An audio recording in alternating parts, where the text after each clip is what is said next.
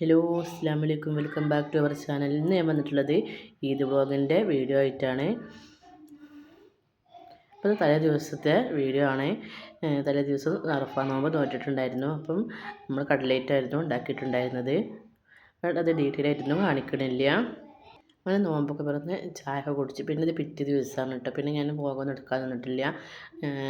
സവാളയും ഉള്ളികളൊക്കെ നന്നാക്കി വെച്ചിട്ടുണ്ടായിരുന്നു. പിന്നെ തലേ ദിവസം ഞാനൊരു പായസം ഉണ്ടാക്കാൻ വേണ്ടിയിട്ട് വിചാരിച്ചിട്ടുണ്ട്. പുഡിംഗ് അല്ല. അപ്പോൾ ഞാൻ അതിന് വേണ്ടിയിട്ട് ഞാനിവിടെ 3 ക്യാരറ്റ് എടുത്തിട്ടുണ്ട്. അതിലേക്ക് ഞാൻ ഏലക്കായും അണ്ടിപ്പരിപ്പും കൂടി ഇട്ടിട്ടൊന്ന് വേവിച്ചെടുക്കുന്നുണ്ട്, വെള്ളമൊക്കെ ഒഴിച്ചിട്ട്. പിന്നെ ഞാനിത് ചിക്കൻ ബിരിയാണിക്കുള്ള ചിക്കൻ ഒന്ന് മസാല ഒക്കെ തേച്ച് വെക്കുകയാണ്. അപ്പോൾ ഞാൻ ഇവിടെ കുരുമുളക് പൊടി ഇട്ടിട്ടുണ്ട്.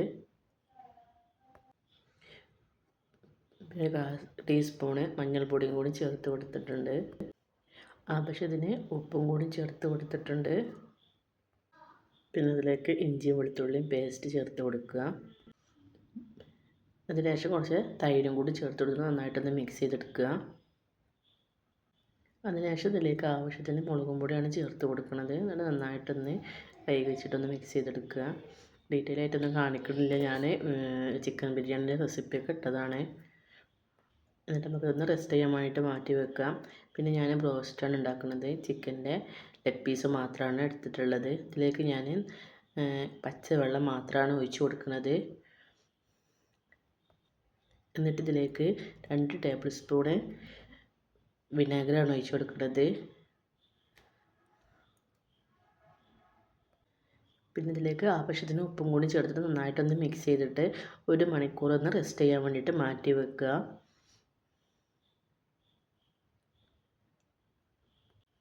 കുറേ ആയി നെയ്ച്ചോറും ബിരിയാണിയും ചിക്കനും ഒക്കെ ഉണ്ടാക്കിയിട്ട്. അപ്പോൾ മക്കൾക്കൊക്കെ മഞ്ഞപ്പിത്തൊക്കെ ആയിട്ട് ആകെ ഇതായിരുന്നു. അതുകൊണ്ടാണ് ഞാൻ പിന്നെ അവർ പറഞ്ഞിട്ട് അങ്ങനെ പൂതി പറഞ്ഞിട്ട് അങ്ങനെ ഉണ്ടാക്കുകയാണ്.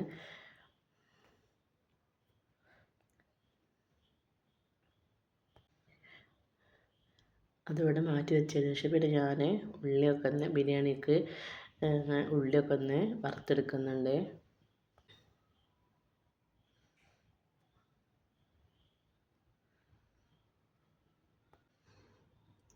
സവാളൊക്കെ നന്നായിട്ടൊന്ന് വറുത്തെടുത്തിട്ടുണ്ട്. അതൊന്ന് കോരി മാറ്റാം. പിന്നെ ഞാൻ കിസ്മിസ് ഒന്ന് വറുത്ത് കോരുന്നുണ്ട്.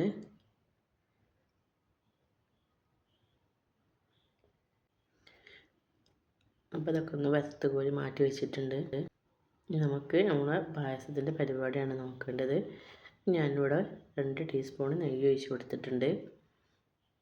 ഇത് സേമിയ വറുത്തെടുക്കാൻ വേണ്ടിയിട്ടാണ്.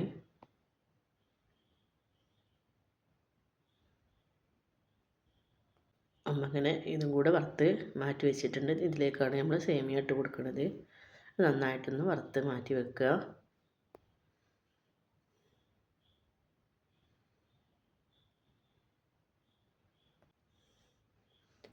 പാല് തിളപ്പിക്കാൻ വെച്ചിട്ടുണ്ടായിരുന്നു. ഇതിലേക്ക് ഞാൻ വറുത്ത് വെച്ചിട്ടുള്ള സേമിയ ചേർത്ത് കൊടുത്തിട്ടുണ്ട്. അതുപോലെ തന്നെ ചവ്വരിയും കൂടി ചേർത്ത് കൊടുത്ത് നന്നായിട്ടൊന്ന് മിക്സ് ചെയ്ത് കൊടുക്കുക. പിന്നെ മധുരത്തിന് ആവശ്യമായിട്ടുള്ള കണ്ടൻസ് മിൽക്കും പഞ്ചസാരയും ചേർത്ത് കൊടുത്തിട്ടുണ്ട്.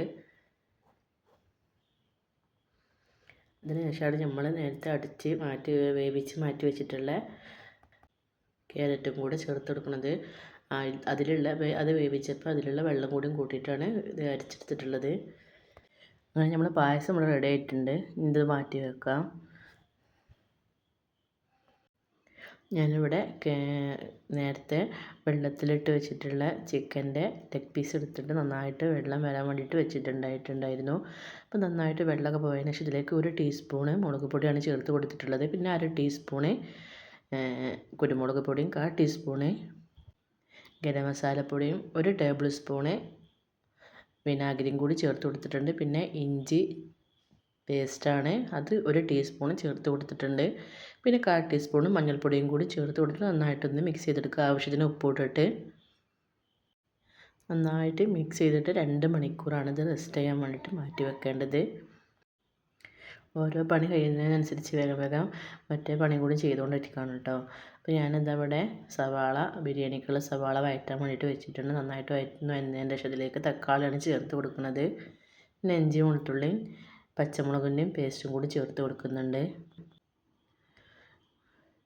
ഇതാ ഇഞ്ചി വെളുത്തുള്ളിയും പച്ചമുളക് ചതച്ചതും കൂടി ചേർത്ത് കൊടുക്കുക. നന്നായിട്ടൊന്ന് വഴറ്റിയെടുക്കുക. പെരുന്നാളാകുമ്പോൾ പള്ളിയിൽ നിന്ന് തിരിഞ്ഞ് വന്നാൽ തന്നെ അപ്പം ചോറ് കഴിക്കൂട്ടോ. ഞങ്ങളിവിടെ ചില സ്ഥലത്തൊക്കെ അങ്ങനെ ഉണ്ട്. ചിലവർ സദാ കഴിക്കണ പോലെ തന്നെ കഴിക്കുക.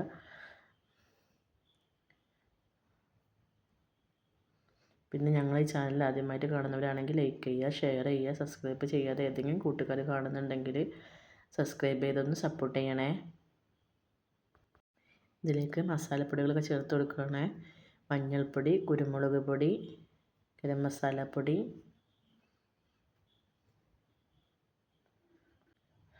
മല്ലിപ്പൊടി, അതുപോലെ തന്നെ ഉലുവൻ്റെ പൊടി ഞാനൊരു പിഞ്ച് ചേർത്ത് കൊടുക്കാറുണ്ട്. അതും കൂടി ചേർത്ത് നന്നായിട്ടൊന്ന് മിക്സ് ചെയ്ത് കൊടുക്കുക.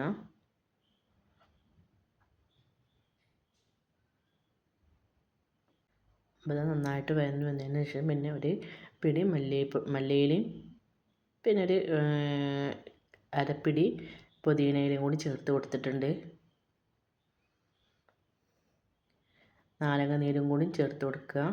അത് നന്നായിട്ടൊന്ന് മിക്സ് ചെയ്തെടുക്കുക.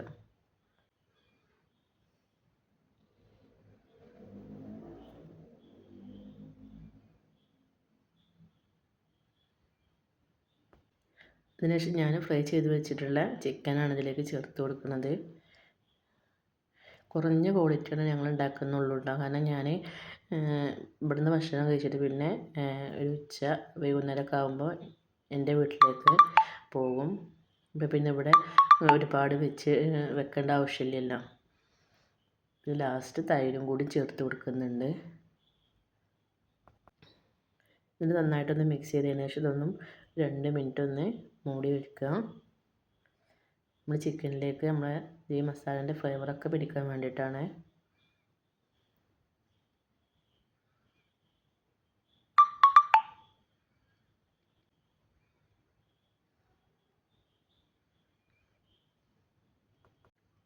ഇത് റിഷു ഉണ്ടാക്കിയതാണ് കേട്ടോ, പെരുന്നാൾക്ക് തൂക്കാൻ വേണ്ടിയിട്ട്. അപ്പം ഇതിന്മേൽ ഈദ് മുബാറക്ക് എന്ന് എഴുതുന്നത് റീതുവാണ് അവൾക്ക് എഴുതി കൊടുക്കണത്.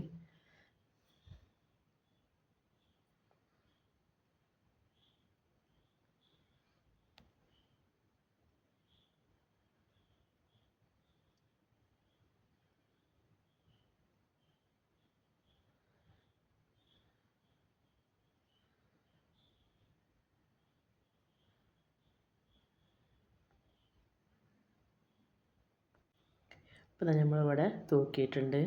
ഹലോ ഗൈസ്, അപ്പം നമുക്കിന്ന് ഗെറ്റൊരു എടുക്കാം.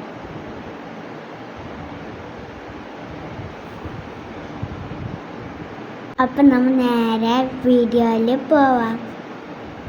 അത് നമ്മൾ അടിച്ച സൺസ്ക്രീമാണ്.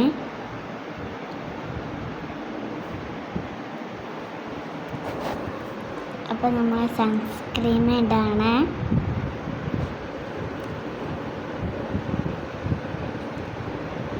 അപ്പം നമ്മൾ ഫേസിൽ അപ്ലൈ ചെയ്യാണ്.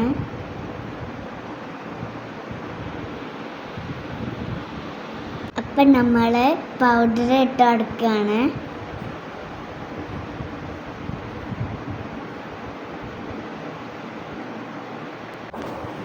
അപ്പം നമുക്ക് എന്നിട്ട് നമ്മൾ പൗഡർ ഇട്ട് കൊടുക്കുന്നതിന് ശേഷം മുഖം നന്നായിട്ട് അപ്ലൈ ചെയ്ത് കൊടുക്കുക. അതിൻ്റെ ശേഷം നമുക്ക് ലിപ്സ്റ്റിക്ക് ചെയ്ത് കൊടുക്കാം.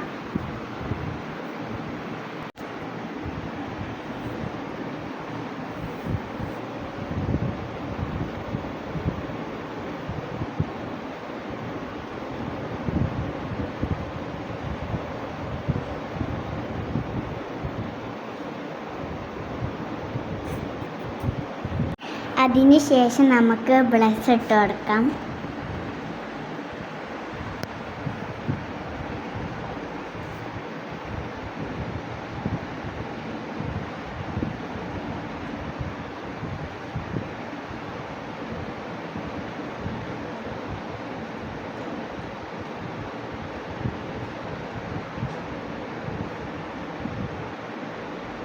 ഇപ്പൊ എങ്ങനെയുണ്ട്? ഞാൻ സുന്ദരായില്ലേ? നമ്മൾ ഡ്രസ് ഇടാൻ പോവാണ്. അത് ഞാൻ അവളോട് ഫോൺ വാങ്ങിച്ച് കൊണ്ടുവന്നിട്ടുണ്ടായിരുന്നു.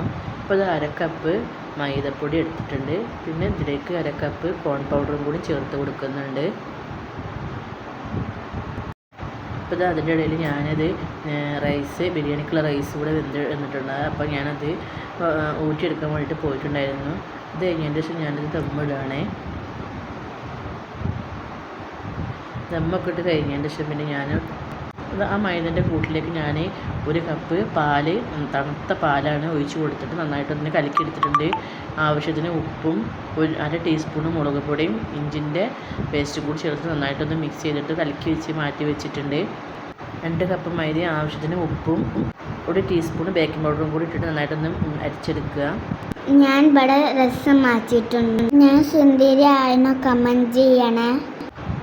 അപ്പോൾ ഞാനിവിടെ റോസ്റ്റ് ഉണ്ടാക്കാൻ വേണ്ടിയിട്ട് ഞാൻ മൈദൻ്റെ മിക്സ് കലക്കി വെച്ചതും കോട്ട് ചെയ്യാനുള്ളതൊക്കെ ഇവിടെ എടുത്ത് വെച്ചിട്ടുണ്ട്. ലെഗ് പീസ് ഓരോന്നും എടുത്തിട്ട് നമ്മളിവിടെ മൈദൻ്റെ പൊടിയിലൊന്ന് ഇട്ടിട്ട് നന്നായിട്ടൊന്ന് കോട്ട് ചെയ്തെടുക്കുക. നന്നായിട്ടൊന്ന് അതിൽ കൈ കൊണ്ട് നന്നായിട്ടൊന്ന് അതിൽ പിടിപ്പിക്കുക. ഇതുപോലെ നണ്ടിയിട്ടൊന്ന് പിടിപ്പിച്ചെടുക്കുക. അതിനുശേഷം നമ്മളിവിടെ കലക്കി മാറ്റി വെച്ചിട്ടുള്ള ഈ ഒരു പാലിൻ്റെയും മൈദൻ്റെയും കോൺ പൗഡറിൻ്റെയും മിക്സിലേക്കൊന്ന് ഇട്ടൊന്ന് മുക്കിയെടുക്കുക.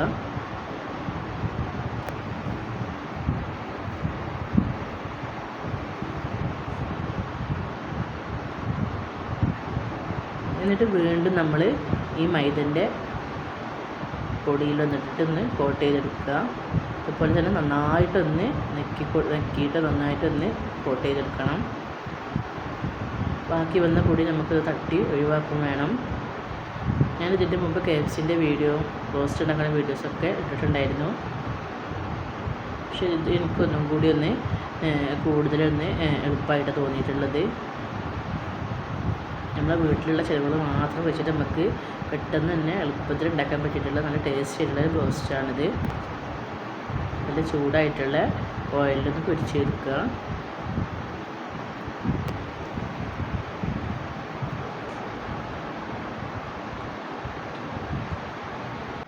ഇപ്പോൾ നമ്മളൊന്ന് തിരിച്ചു മറിച്ചിട്ടൊന്ന് ഫ്രൈ ചെയ്തെടുക്കുന്നുണ്ട്.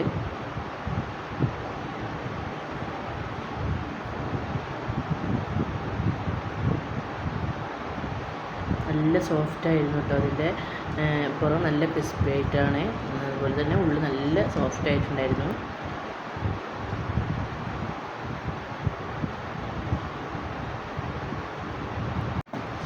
അപ്പോൾ നമ്മൾ റോസ്റ്റൊക്കെ ഇവിടെ റെഡി ആയിട്ടുണ്ട്.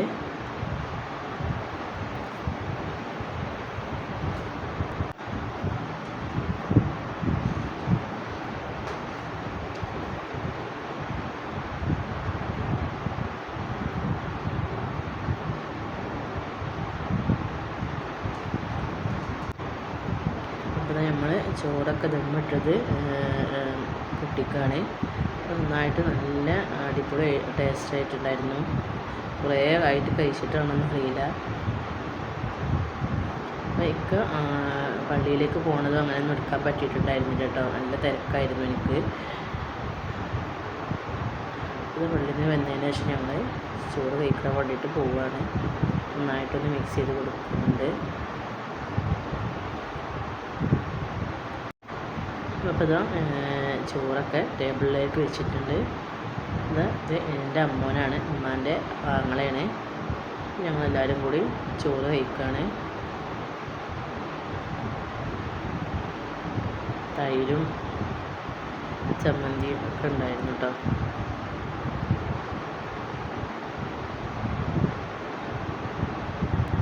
ഇത്രയേ ഉള്ളൂ. അടുത്ത വീഡിയോ കാണുന്നവരെ താങ്ക്സ് ഫോർ വാച്ചിങ്.